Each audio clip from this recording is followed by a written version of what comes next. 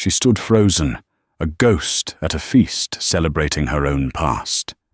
Every eye in the room was on her, burning with a mixture of pity and cruel satisfaction. Her ex-husband, Mark, stood on the stage, a microphone in his hand, his voice booming through the speakers as he called her a loser, a failure, the biggest mistake of his life. He was basking in her public destruction, certain he had won their story, certain she was alone and defeated. He had no idea that the grand ballroom doors were about to swing open, and the man walking through them wasn't just her new husband. He was the one who held Mark's entire future in the palm of his hand. The invitation arrived on a Tuesday, nestled between a gallery catalogue and a utility bill. It was thick, cream-coloured cardstock, the kind of paper that feels important before you've even read the words. The Northwood High School crest was embossed at the top in gaudy gold foil, an eagle clutching a book in its talons, looking as serious and pompous as she remembered it. 15-year reunion. Class of 2010. Lauren traced the raised lettering with her fingertip, a cold knot forming in the pit of her stomach. 15 years. It felt like a lifetime ago, and simultaneously, like yesterday. The memories it conjured weren't of pep rallies or prom night, but of the person she had been then. A girl with wide, hopeful eyes, hopelessly in love with Mark Peterson, the boy who promised her the world and then blamed her when he failed to deliver it. She dropped the invitation on the polished marble of her kitchen island as if it were hot to the touch. The kitchen was her sanctuary, a sprawling space of clean lines, stainless steel, and a single dramatic vase of white orchids in the center. It was a room that spoke of peace and order. Two things the cream-colored card threatened to shatter. Her phone buzzed. It was Jessica. Of course it was Jessica. Her best friend since kindergarten, the one person who had weathered the storm of her divorce from Mark and come out the other side, still holding her hand. "You got it, didn't you?" Jessica's voice was chipper, betraying none of the caution Lauren felt. "The gilded summons to our doom?" "Yes, it has arrived." "Oh, stop being so dramatic. It's a high school reunion, not a public execution." Lauren gave a short, humorless laugh. "For me, it might be both. You know he'll be there, Jess. He'll be holding court, telling his version of the story, with his perfect new wife on his arm. Mark and Tiffany. In the small-town echo chamber of Northwood, they were royalty. After their messy divorce, Mark's construction business had, against all odds, boomed. He'd landed a few lucrative municipal contracts, and suddenly the man who had been drowning in debt was the town's newest success story. He had rebuilt his life on the ashes of theirs, and he made sure everyone knew it. His narrative was simple and effective. Lauren had abandoned him at his lowest point, a fair-weather wife who couldn't handle the struggle. She was the gold digger who left before the gold was struck. It was a lie, a masterfully crafted piece of fiction that had poisoned the well of her past. The truth was far messier. The truth was that she had propped him up, worked 2 jobs to keep them afloat while his business hemorrhaged money, and endured his increasingly bitter, alcohol-fueled tirades. She had left not because the money was gone, but because the man she loved had been replaced by a cruel, resentful stranger. "You have to go, Lauren," Jessica insisted, her voice softening. "You can't let him own your past. You're not that broken girl anymore. Look at your life. You own one of the most respected contemporary art galleries in the city. You're happy. You're glowing." Lauren glanced at her faint reflection in the black glass of the oven door. Jessica was right. The woman looking back at her was not the pale, haunted creature who had fled Northwood with a single suitcase and a shattered heart. This woman was poised, her auburn hair cut in a stylish bob that framed a face that had regained its color. She wore a simple cashmere sweater and tailored slacks, an outfit that whispered elegance, not desperation. And she was happy. Genuinely, deeply happy. The source of that happiness walked in just then, loosening his tie as he entered the kitchen. Daniel Harrington was not a man who commanded attention with noise or bravado, but with a quiet, solid presence that was as comforting as a hearth fire on a cold night. His dark hair had a few distinguished threads of silver at the temples, and his grey eyes, which could be devastatingly shrewd in a boardroom, softened whenever they landed on her. "Tough day?" she asked, her voice losing its tense edge. "The usual battles," he said, his voice a low, soothing rumble. He came up behind her, wrapping his arms around her waist and resting his chin on her shoulder. He glanced at the invitation on the counter. "What's this?" "A relic from a past life," Lauren said, leaning back into his embrace. "My 15-year high school reunion." Daniel was silent for a moment, reading the situation in the stiffness of her posture. He knew all about Mark. She had been honest with him from the beginning, laying bare the ugly scars of her first marriage. He had listened without judgment, his quiet support a balm on wounds she thought would never heal. He was the antithesis of Mark, unassuming where Mark was arrogant, kind where Mark was cruel, and steady as a rock where Mark had been a sandcastle against the tide. "Do you want to go?" he asked simply. "I don't know. A part of me wants to show up and prove them all wrong. The other part of me wants to book a flight to another continent and not come back until it's over." "I could clear my schedule," he offered, his voice gentle. "I could go with you. We could fly in Friday, leave Sunday. I'll even pretend to be fascinated by stories about the 2010 football championship." She smiled, turning in his arms to face him. "You'd do that?" "I would do anything for you. You know that." His sincerity was so pure it almost hurt. Daniel's life was a world away from Northwood. He was the CEO of Harrington Global, a private equity firm with a portfolio so vast and diverse that Lauren sometimes had trouble comprehending it. He moved in circles where people discussed international markets and philanthropic endowments, not high school gossip. But he never made her feel small. He treated her gallery, her passion, with the same respect he gave his multi-billion-dollar ventures. He was Daniel Harrington to the world, but to her, he was just Daniel, the man who made her tea every morning and listened to her talk about brush strokes and color theory. The world knew him as a billionaire, but his wealth was the least interesting thing about him. She knew he kept a low public profile, preferring to let his work speak for itself. The idea of dragging him into the petty snake pit of her high school reunion felt like a desecration. "No," she said, shaking her head. "Thank you, but no. This is something I think I need to do on my own. I need to walk into that room and know that I'm okay by myself. Not as Mrs. Peterson, the failure, or as Mrs. Harrington, the success. Just as Lauren." Daniel searched her face, and seeing the resolve there, he nodded slowly. "All right. But my jet will be on standby. You say the word, and I will be there in an hour, ready to extract you." She laughed, a real, genuine laugh this time. "It's a deal." Over the next week, a quiet battle raged within her. She'd wake up resolved to go, picking out a dress in her mind, something chic and understated from Chanel. By lunchtime, she'd be crippled with anxiety, remembering the whispers, the pitying looks, the friends who had taken his side without ever asking for hers. She would recall the crushing weight of his lies and feel that old, familiar shame, an emotion she had worked so hard to banish from her life.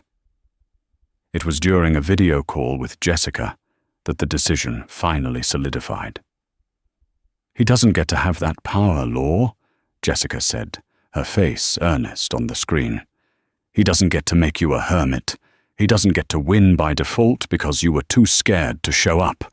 The best revenge is walking in there and being so radiantly, unbotherably happy that his lies just evaporate.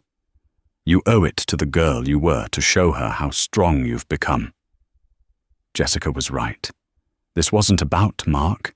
It was about her. It was about closing a chapter she had never properly finished, but had simply slammed shut and run from. She booked a hotel room, not at the conference center where the reunion was being held, but at a small, elegant boutique hotel on the other side of town. She arranged for a rental car. She bought a new dress, not the Chanel, but a stunning emerald green silk dress by a lesser-known designer she adored. It was a dress that said, "I know who I am." The night before she was due to leave, Daniel found her standing in their walk-in closet, staring at the dress. "Are you ready?" he asked softly. "I'm terrified," she admitted, her voice barely a whisper. "What if I see him and I just fall apart? What if he says something, and all this strength I think I have just crumbles?" He came and stood beside her, his hand finding hers, his fingers lacing through hers. "The woman I know doesn't crumble," he said, his voice firm but gentle. "She might bend, she might feel the wind, but she is not brittle. You are the strongest person I have ever met, Lauren. You built a whole new life from scratch, on your own terms. That man, in that room, he is a ghost. He has no power over you anymore unless you give it to him." He squeezed her hand. "Don't give it to him." She took a deep breath, the scent of his familiar cologne, sandalwood and bergamot, calming her frayed nerves. She looked from his strong, kind face to the shimmering green dress. It was just a reunion, a few hours in a stuffy ballroom. She had survived far worse. "Okay," she said, a new resolve hardening in her voice. "Okay, I can do this." The drive to Northwood was a journey back in time. The sprawling urban landscape of the city slowly gave way to rolling hills and familiar farmlands. With every mile marker, Lauren felt the carefully constructed walls of her new life begin to thin, replaced by the ghost of the woman she used to be. The memories were not sweet. They were jagged and sharp, threatening to pierce the fragile peace she had cultivated over the past 5 years. High school Lauren had been convinced her life was a fairy tale. She was dating Mark Peterson, the handsome, charismatic captain of the debate team, who had a 5-year plan that included a business degree and his own company by 25. He was ambitious and driven, and he'd swept her off her feet with promises of a shared future, a partnership. They were Northwood's golden couple, voted most likely to succeed and cutest couple in the same yearbook. They married young, just a year after college. Lauren, a gifted art history student with dreams of becoming a museum curator, put her graduate school plans on hold. Mark was starting Peterson Construction, and he needed her. "It's just for a year or 2, baby," he'd promised, kissing her forehead. "Just until we get on our feet. We're a team." So she became his everything, his bookkeeper, his office manager, his receptionist, his cheerleader. She learned QuickBooks and contract law, pored over blueprints she didn't understand, and made endless pots of coffee. Her art history textbooks gathered dust in a box in the attic. The first 2 years were a whirlwind of shared purpose. They were building something. It felt exciting, like they were conquering the world from their tiny rented office space. The first cracks appeared subtly, a supplier contract that went south, a project that went over budget. Mark's optimism began to curdle into a constant, simmering anxiety. He started blaming things: the economy, the city council, lazy subcontractors.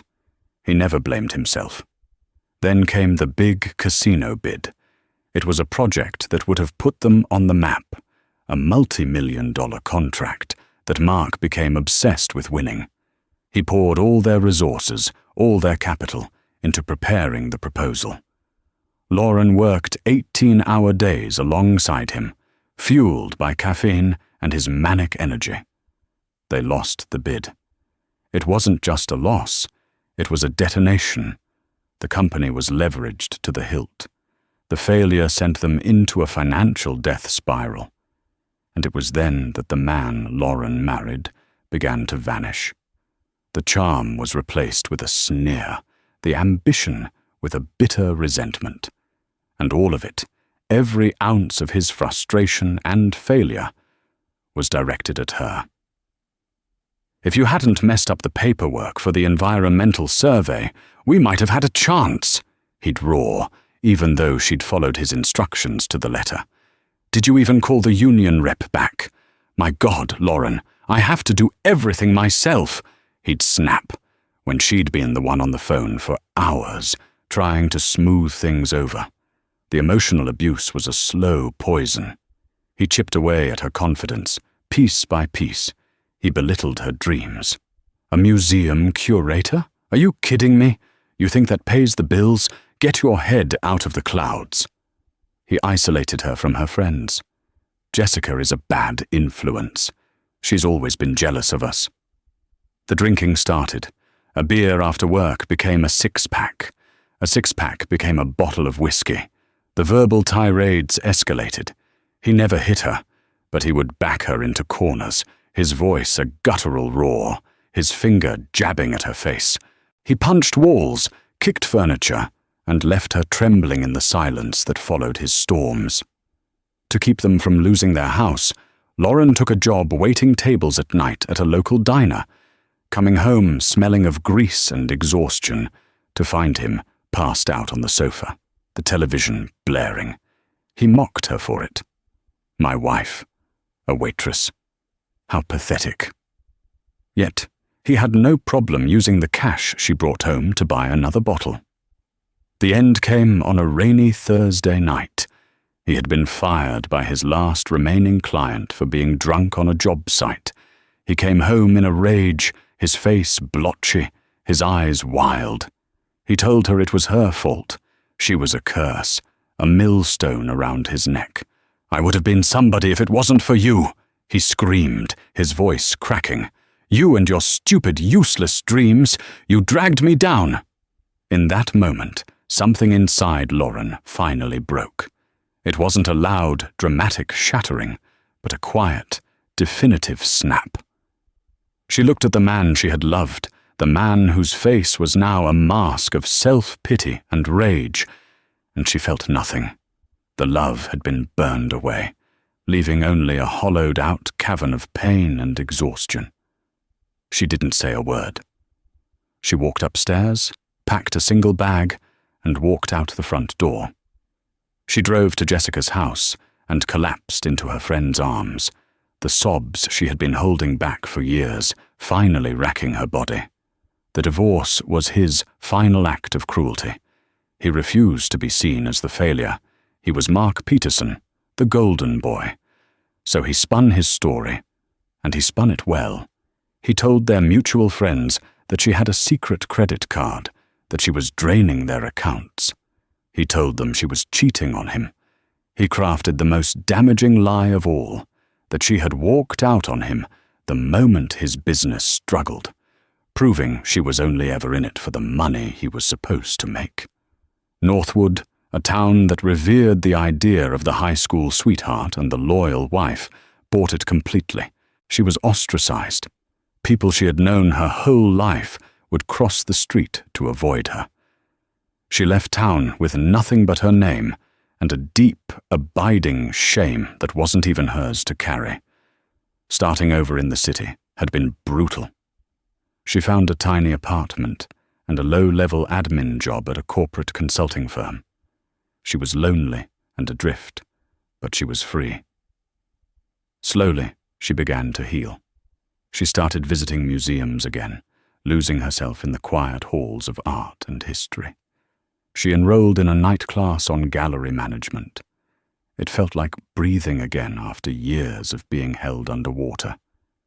She met Daniel Harrington because his firm was a client of her employer. He was a senior partner then, not yet the CEO. He came in for a meeting and happened to see a small art history book on her desk. He'd paused, his eyes lighting up. Manet. He's one of my favorites. The way he used black was revolutionary. No one had ever talked to her about art like that. It was the start of a conversation that never really ended. He was gentle, intelligent, and intensely curious about her mind. He didn't see a failed wife or a small-town refugee. He saw Lauren. When she told him about her dream of opening a gallery, he didn't mock it. He said, "Tell me your business plan." He became her mentor, then her friend, and then, so slowly and naturally, it felt inevitable, the love of her life. He never tried to fix her. He simply gave her the space and support she needed to fix herself.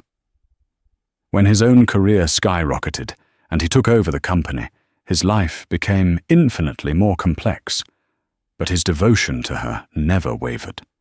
He celebrated her success, the opening of her gallery, her first major sale, with more enthusiasm than he ever showed for his own billion-dollar deals. Pulling into the parking lot of the Northwood Grand Hotel, Lauren switched off the engine. The memories settled around her like a heavy cloak. Daniel was right. Mark was a ghost, but ghosts had a way of feeling real, of whispering all the old fears into your ear until you believed them. She took a deep breath, her hand on the door handle. It was time to face the ghost. The ballroom of the Northwood Grand was a cacophony of manufactured nostalgia. A DJ was playing a rotation of hits from the late 2000s, songs that had once been the soundtrack to Lauren's life and now felt like artifacts from a distant civilization. A banner proclaiming Northwood High Eagles, 15 years and flying high, drooped sadly over the stage. The air was thick with the scent of hairspray, perfume, and the simmering anxiety of 200 people trying to prove they'd made something of themselves. Lauren paused at the entrance, her clutch held tightly in her hand. She had chosen her armor carefully. The emerald silk dress, simple diamond stud earrings Daniel had given her for their first anniversary, and a poise she didn't entirely feel, but was determined to project. She scanned the room. It was a sea of familiar faces, some softened by age, others hardened by it. She saw the old cliques, reformed as if no time had passed at all. The jocks, now with receding hairlines and expanding waistlines, huddled near the bar. The cheerleaders, their perfect smiles now showing the fine lines of motherhood and mortgages, gathered in a tight, gossiping circle. Jessica spotted her and waved frantically, extricating herself from a conversation with a man who had clearly peaked in high school. She rushed over, enveloping Lauren in a hug. "You came! You look absolutely breathtaking," Jessica said, holding her at arm's length. "That color is incredible on you. See, you're going to own this room." "Let's not get ahead of ourselves," Lauren murmured, her eyes still scanning to the crowd. "Is he here yet?" Jessica's smile tightened. "He is. Made his grand entrance about 20 minutes ago, with Barbie in tow." Lauren followed her friend's gaze, and there he was. Mark Peterson. He stood in the center of the room, a glass of whiskey in his hand, holding court. He looked good, she had to admit. He'd kept his athletic build, and the expensive suit he wore was tailored to perfection. He radiated an aura of success and supreme confidence. Hanging on his arm was Tiffany, a blonde woman so polished and perfect she looked like she'd been assembled in a factory. She was laughing loudly at something he said, her diamond wedding ring catching the light and flashing like a distress signal. A wave of nausea washed over Lauren. He was magnetic, just as he'd always been. People were drawn to him, laughing at his jokes, clapping him on the back. He was the hero of his own story, and from the looks of it, everyone else's too. "Don't look," Jessica said, turning her away. "Let's get a drink, my treat." As they made their way to the bar, Lauren could feel the whispers starting. They were like a change in the air pressure, a subtle shift that she was acutely attuned to. She saw heads turn, eyes widened slightly.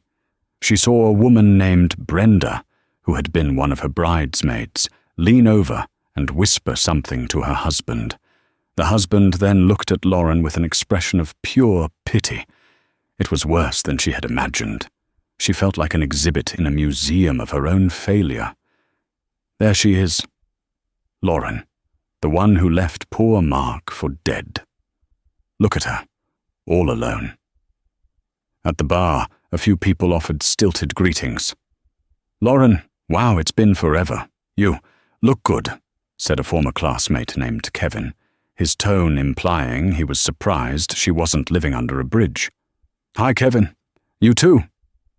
"How have you been?" she replied, her voice smooth and even, betraying none of the turmoil inside her. The small talk was excruciating. She was asked vague, careful questions about her life. "So you're in the city now.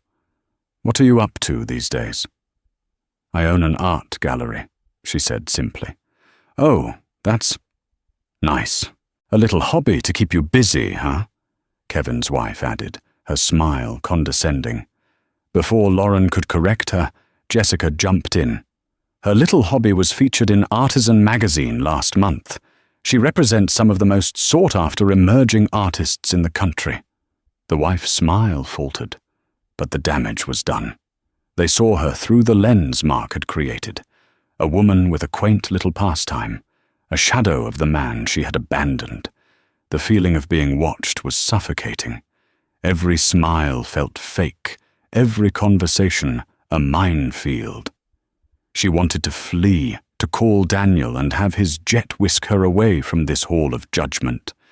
But she stayed, nursing a club soda, her back straight, her expression a carefully constructed mask of serene indifference. She would not give them the satisfaction of seeing her run. Then she saw him moving toward her. Mark had spotted his prey. He disentangled himself from his circle of admirers, placing a proprietary hand on Tiffany's back and steering her through the crowd. He moved with the unhurried confidence of a predator who knows its quarry is trapped. "Deep breaths," Jessica whispered, sensing the shift. "You've got this." Mark stopped a few feet away from them, a wide, disingenuous smile plastered on his face. It was the smile he used when he was about to be particularly cruel. "Well, well. Look what the cat dragged in," he said, his voice loud enough for everyone nearby to hear. The ambient chatter around them seemed to dim as people shamelessly angled themselves to listen. "Lauren, I have to say, I'm surprised to see you here. I didn't think this would be your kind of scene anymore." "Hello, Mark. Tiffany," Lauren said, her voice a cool, calm island in a sea of tension. She nodded politely at his wife. Tiffany offered a weak, tight-lipped smile, her eyes darting around as if she were deeply uncomfortable.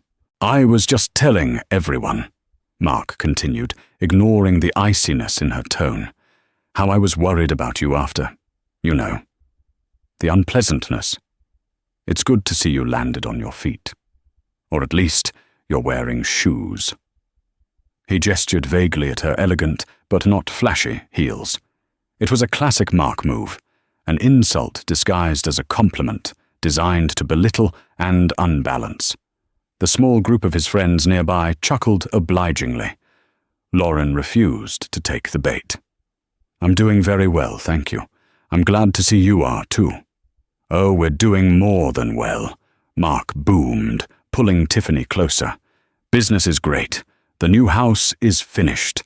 Tiffy here just chaired the most successful hospital fundraiser in Northwood history. We're blessed. Truly. It just goes to show you, when you stick by someone through thick and thin, good things happen. Loyalty is everything, isn't it? The barb was aimed directly at her heart, and it struck true. A flicker of the old pain, the raw injustice of it all, flared in her chest.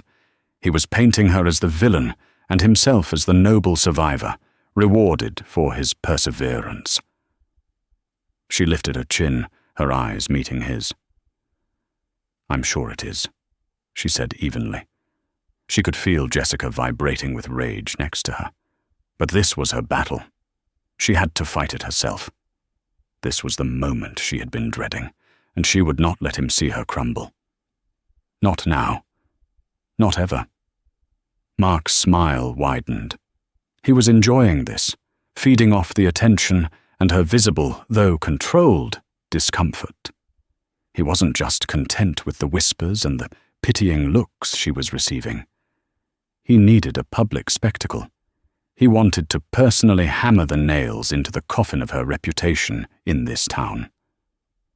"So you're in the art world now, I hear," he said, his tone dripping with condescension. He waved a dismissive hand. "Selling a few paintings here and there. That's cute. It must be nice to have a little hobby. I remember you used to doodle in notebooks all the time. Good for you for sticking with it." He was reducing her life's work, the business she had painstakingly built from nothing, into a childish pastime. He was invalidating her success in front of the very people whose opinions had once mattered to her. "It's a bit more than a hobby, Mark," Lauren replied, her voice dangerously quiet. "It's my business, and it's quite successful." "Oh, I'm sure it is.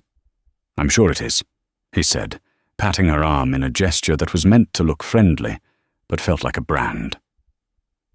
"But we're talking about different leagues here, you know.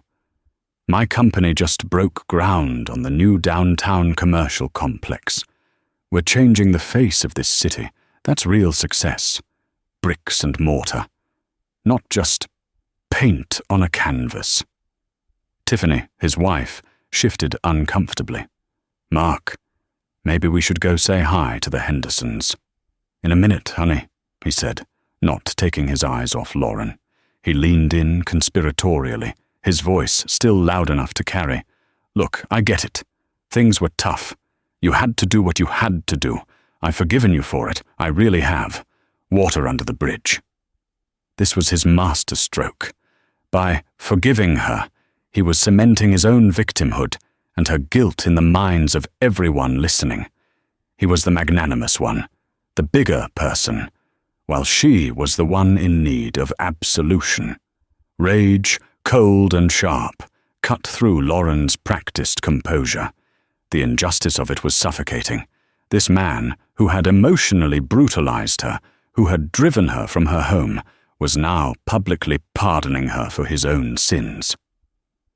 "You have nothing to forgive me for, Mark," she said, her voice low and firm. Each word was carefully enunciated. "I left a toxic and abusive marriage. It was not a financial decision.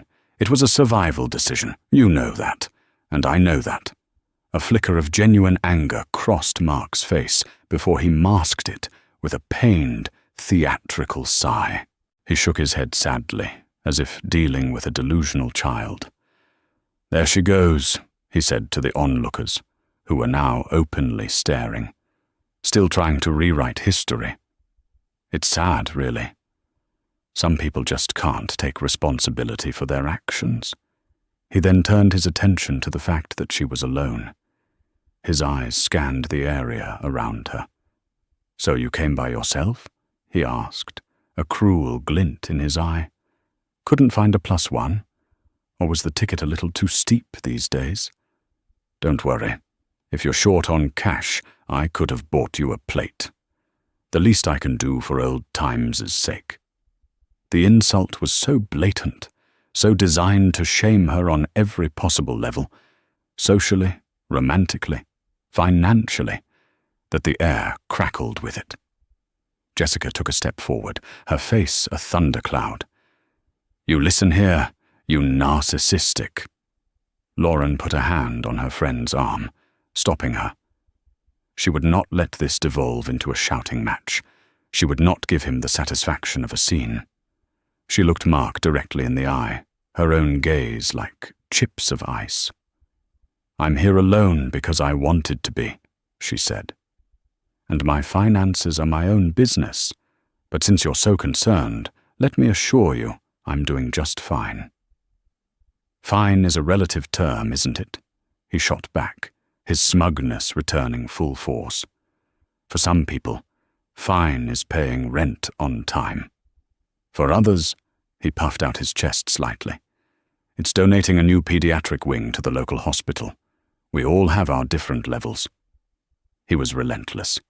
He was cornering her, stripping her down layer by layer in front of their entire past. He was ensuring that when people told the story of this reunion, they would tell the story of how Mark Peterson, the town's self-made hero, had graciously confronted his pathetic ex-wife, who showed up alone and ashamed. Lauren felt her carefully constructed walls beginning to crack. The humiliation was a physical thing, a hot flush that crept up her neck. She could feel the stares of dozens of people, their expressions ranging from morbid curiosity to outright schadenfreude. Her worst fears about this night were not only coming true, they were being exceeded. She had been naive to think she could just show up and be fine. She had underestimated the depth of his cruelty, his desperate need to be the winner in their story. She had walked into his arena, and he was a master of this particular blood sport. She took a half step back, a subconscious retreat. She needed to get out of there. She could feel tears threatening to well up in her eyes, and she would rather die than let him see her cry. "It was a mistake to come," she murmured, more to herself than to him. Mark heard her, and he pounced on the perceived weakness like a shark sensing blood. "A mistake?" No, he said, his voice oozing false sincerity. "I think it's good for people to see this. It's a life lesson, about choices, about consequences, and speaking of lessons." He turned away from her then, striding toward the small stage where the DJ was set up. He tapped the DJ on the shoulder and took the microphone from his hand. "Oh no," Jessica breathed beside her. "What is he doing?" A feedback squeal silenced the room as Mark tapped the microphone. "Excuse me, everyone. Can I have your attention for just a moment?" Every head in the ballroom turned towards the stage, towards Mark.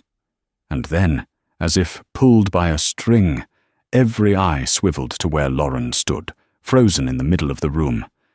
She was trapped in a spotlight of his making. "I just want to say a few words," Mark began, his voice booming through the speakers. "About success, about loyalty, and about second chances." Lauren's blood ran cold. This was it. The public execution she had joked about with Jessica was about to become a reality. The ballroom fell into a thick, expectant silence. The DJ's cheesy pop music faded into nothingness, leaving only the sound of Mark's amplified breathing and the frantic pounding of Lauren's own heart. He stood on that small, makeshift stage, like a king on his throne, bathed in the glow of a purple spotlight. He held the microphone in a white-knuckled grip, a triumphant smirk playing on his lips. He was in his element. 15 years, he began, his voice echoing through the hall. 15 years since we all walked out of Northwood High, ready to take on the world. Some of us had it easy. Some of us, well, we had to fight for every scrap. We had to build ourselves up from nothing. His eyes swept the room, but they kept returning to Lauren, pinning her in place. She felt like a specimen under a microscope. Jessica had her arm, a silent, supportive anchor in a swirling sea of humiliation. I learned some hard lessons early on, Mark continued, his voice taking on a somber, philosophical tone. The hardest lesson? That not everyone who starts the journey with you is meant to finish it. Some people, they don't have the stomach for the fight. When the going gets tough, when the bank account gets low, they look for the nearest exit. They show you their true colors. A low murmur rippled through the crowd. No one needed him to name names. He was painting a picture, and Lauren was the unwilling subject, rendered in broad, ugly strokes of cowardice and greed. She could see people nodding, their faces grim and judgmental. They were all buying it. Of course they were. It was a simple, satisfying story. The loyal man wronged by the faithless woman. "They'll leave you standing in the wreckage," he said, his voice rising with theatrical passion. "They'll take what little you have left and vanish, not caring if you sink or swim. They are the definition of dead weight." He paused for dramatic effect, letting the words hang in the air, heavy and poisonous. Lauren's breath hitched. This was so much worse than she could have ever fathomed. He wasn't just telling lies. He was conducting a symphony of her shame. And this was the crescendo. "But here's the beautiful thing about hitting rock bottom," he declared, his tone shifting to one of inspirational triumph. "It's a solid foundation to rebuild on. You get to clear out all the rot. You get to cut out the dead weight. And you find out who your real partners are. You find someone who believes in you, who stands by you, who lifts you up instead of dragging you down." He gestured grandly to Tiffany, who was standing near the stage, looking up at him with adoring eyes. She preened under the attention, a perfect prop in his performance. The crowd, especially his cronies, broke into a smattering of applause. Lauren felt dizzy. The room seemed to tilt, the faces in the crowd blurring into a hostile mosaic. She wanted to scream. She wanted to run up on that stage, snatch the microphone from his hand, and tell everyone the truth. The truth about his drinking, his rage, the nights she cried herself to sleep, the double shifts she worked to pay their mortgage while he was out, drowning his sorrows. But she knew it would be useless. He had already won them over. She would just look hysterical, unhinged. He had crafted his narrative for years. Hers was a story she had only ever whispered to Jessica and Daniel. And then he delivered the killing blow. He raised his glass of whiskey in a mock toast, his eyes locking directly with hers. A cruel, triumphant light danced in them. "So, I'd actually like to propose a toast," he announced, his voice dripping with venomous magnanimity. "To my ex-wife, Lauren, for leaving, for showing me what a real loser looks like. Because without her quitting on me, I never would have found a real winner." He winked at Tiffany. "Thank you, Lauren, for being the best mistake I ever made. Seeing you here tonight, all alone, it just reminds me how far I've come." "Cheers!" A wave of shocked gasps and nervous laughter went through the room. Some people looked horrified, their mouths agape. But his inner circle, the ones who had been laughing at his jokes all night, roared with approval, raising their glasses. The humiliation was absolute. It was a physical force, pressing down on her, stealing the air from her lungs. Tears she had sworn she wouldn't shed burned at the back of her eyes. Her face was pale, her body frozen. This was a nightmare, a public stoning, and his words were the rocks.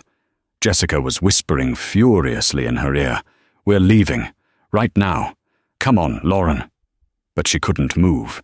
She was paralyzed by the sheer, breathtaking cruelty of it. He was basking in his moment, soaking in the applause from his friends, a conquering hero standing over the body of his slain enemy. He had done it. He had utterly and completely destroyed her in front of their entire world. He had won. She closed her eyes, a single hot tear escaping and tracing a path down her cold cheek. All she wanted was to disappear. To be anywhere else but there, in that room, under the weight of 1,000 judgmental eyes. And it was in that moment of total, crushing defeat, as Mark was lowering the microphone with a final, smug flourish, that the grand double doors at the far end of the ballroom swung silently open. The opening of the doors went largely unnoticed at first. The room was still buzzing from the shock of Mark's vicious toast, but the two figures who stepped through the entrance created a ripple effect, a wave of silence that spread outwards from the back of the ballroom. The first man was instantly recognizable to nearly everyone in the room. It was Governor Thompson, the popular, charismatic leader of their state. He was a man most people only ever saw on television or in the newspaper. His presence in the Northwood Grand Ballroom for a high school reunion was so unexpected, so bizarre, that it short-circuited the gossip-fueled atmosphere. But it was the man beside him who held Lauren's attention. It was Daniel. He wasn't dressed for a stuffy reunion. He was wearing a dark, exquisitely tailored suit that spoke of boardrooms and international flights. He moved with an effortless grace and an aura of quiet authority that made him the undeniable center of gravity in any room he entered. His face was calm, his grey eyes sweeping the room once, taking in the scene with a swift, analytical glance before they found her. The whispers in the room changed their tune instantly. The speculation about Lauren's pathetic life died and was replaced by frantic, confused murmurs. "Is that Governor Thompson? What is he doing here? Who is that with him? He looks important." The event organizer, a flustered woman named Paula, who had been on the cheerleading squad, practically tripped over herself as she scurried to the entrance. "Governor, Mr. Harrington, we weren't expecting you. This is a private event, but you are, of course, welcome. Harrington." The name, spoken aloud, meant nothing to most of the Northwood alumni, but a few people, the ones who followed financial news or had dealings in the corporate world, suddenly went pale. Daniel's eyes remained fixed on Lauren. He ignored the fawning organizer, the governor at his side, and the stunned onlookers. He simply began to walk toward her, his path cutting directly through the heart of the crowd. People parted for him, as if by instinct. On the stage, Mark was frozen, the microphone still in his hand, his smug expression melting into one of bewildered confusion. He watched this stranger, this man who radiated power, walking with unshakable purpose toward the ex-wife he had just finished eviscerating. Lauren couldn't breathe. Daniel was here. He wasn't supposed to be here. She had told him not to come, but as he drew closer and she saw the fierce protective light in his eyes, a wave of profound, overwhelming relief washed over her, extinguishing the fires of her humiliation. He reached her and Jessica. He didn't say a word to anyone else. He gently placed a hand on her arm, his touch warm and steadying. His eyes searched hers, a silent question passing between them. "Are you okay?" She gave a tiny, almost imperceptible nod, her lips trembling as she fought to form a smile. "Sorry I'm late, my love," Daniel said, his voice low and clear. Yet it seemed to carry across the silent room. "My meeting with the governor ran a little longer than expected." He leaned in and kissed her cheek, a simple, affectionate gesture that was more intimate and powerful than any public declaration. "My love." The two words dropped like stones into the silent pool of the ballroom, sending shockwaves through the crowd. Governor Thompson, ever the politician, smiled warmly. "Lauren, always a pleasure to see you," he said, his voice booming with practiced charm. "Daniel, I think we have a deal on the Northwood Revitalization Project. Your firm's commitment is going to do wonders for this town." And there it was, the second, and far more devastating, detonation of the night. The Northwood Revitalization Project. It was the biggest news in the county, a massive state and private-funded initiative to redevelop the entire downtown core. It meant millions of dollars, hundreds of jobs. It was the contract that every construction and development firm in the region, including Mark Peterson's, had been desperately fighting for over the past 6 months. Mark's face, projected on the large screens on either side of the stage for his speech, was a mask of dawning horror. The blood drained from it, leaving him looking ghastly under the purple lights. He looked from the governor to the impossibly powerful-looking man to Lauren. He connected the dots, and the resulting image was one of absolute professional and social ruin. He had just spent the last 10 minutes publicly and cruelly humiliating the wife of Daniel Harrington, the man who was the primary private investor in the project, the man who, by the sound of it, had the final say, the man who was on a first-name basis with the governor and called his ex-wife my love. The microphone slipped from Mark's suddenly slick fingers, clattering to the stage with a loud thud that echoed the sound of his entire world crashing down around him. The aftermath was a study in contrasts. The loud, jeering confidence of the room had evaporated, replaced by a thick, awkward silence. The whispers started again, but now they were frantic, awestruck, and directed entirely at Mark. Did you see his face? He just torpedoed his own career. That was Lauren's husband. I thought she was. The people who had shunned Lauren all evening, the ones who had looked at her with pity or contempt, were now desperately trying to catch her eye, their expression shifting to ones of fawning respect. Brenda, her former bridesmaid, began to drift toward them with a sickly sweet smile, a clear intention to apologize and make amends. Daniel gave her a look so cold and dismissive that she stopped in her tracks and visibly flinched. All of Lauren's focus was on Daniel. In his presence, the rest of the room, with its petty judgments and painful memories, simply faded into the background.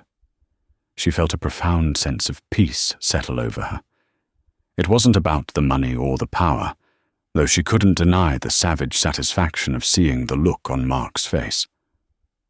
The real victory was the quiet, unwavering support of the man holding her arm. He hadn't come in like a white knight to rescue a damsel in distress. He had come to stand with his partner, to be her shield when she needed one, trusting that she was strong enough to fight her own battles, but loving her enough to never let her fight them alone. Mark, meanwhile, scrambled off the stage, his face pale and sweating. His arrogance had been replaced by a desperate panic. Tiffany trailed behind him, looking utterly lost. He saw his one chance at salvaging the situation and made a beeline for Daniel, pushing his way through the stunned crowd.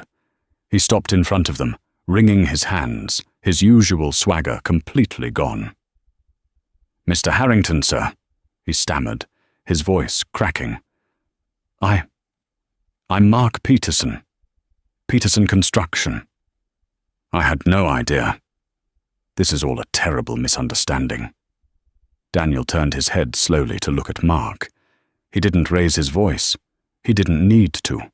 His quiet intensity was more intimidating than any shouting could ever be. His grey eyes were like polished steel. "There is no misunderstanding, Mr. Peterson," Daniel said, his voice dangerously level. "I understand perfectly. I walked in here and saw you on a stage, publicly tearing down my wife for the entertainment of a crowd. I heard you call her a loser, a mistake." He paused, letting the weight of his words settle. "I now have a very clear picture of your character, and my company does not partner with men of your character." Mark's face crumpled. "Please, sir, it was a joke. A stupid, drunken reunion joke." It didn't mean anything.